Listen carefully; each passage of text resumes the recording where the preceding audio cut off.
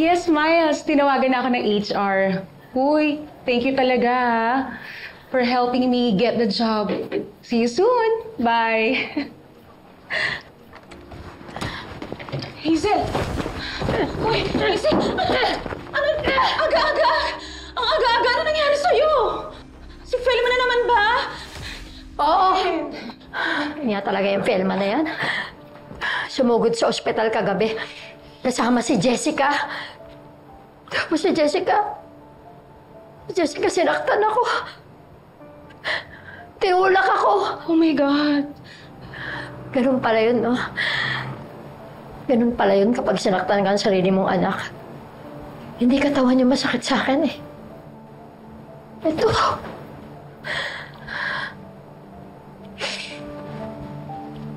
Sinaid na talaga ng Felma na yun ang pasensya ko, pas itutuloy ko na talaga ang demanda. Anong ebidensya mo? Yung video na walang ganap at illegal mong kinuhanan. Friend, wala kang bala laban sa kanila. Wala pa. Pero maghahanap ako. Mahina yung concubinage case na balak mo. O sige, sabihin na natin by some divine intervention. May matisod kang ebidensya. Si Manuel lang makukulong, hindi si Felma. Gusto mo bang tuluyang isumpakan ng anak mo na si Jessica, ha? Kailangan humarap ako ng paraan para mahawakan ulit sa leeg si Jessica. Para sa ganun, mapilitan rin bumalik sa akin si Manuel. Paano?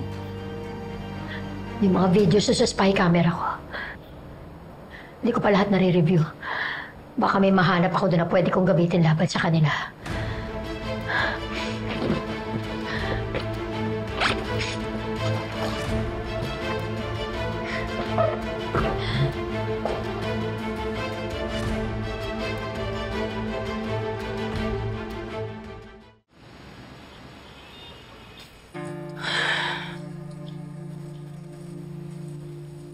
Grabe, Mars.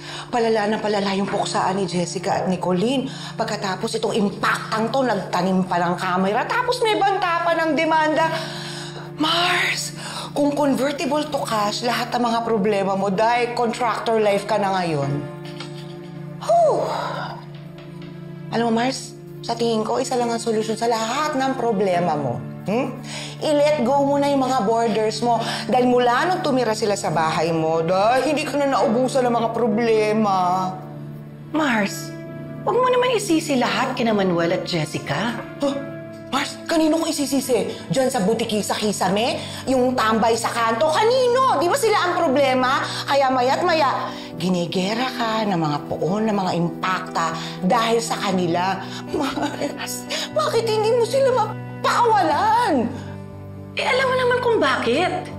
Ang gusto ko, pagbalik nila na Jeffrey at Andrea sa bahay, andun ang tatay nila. Wow! Memorize ko na yan, Mars!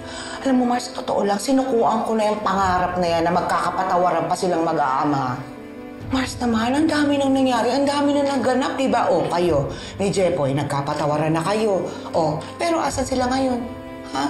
Ayaw umuwi ni Andrea, diba?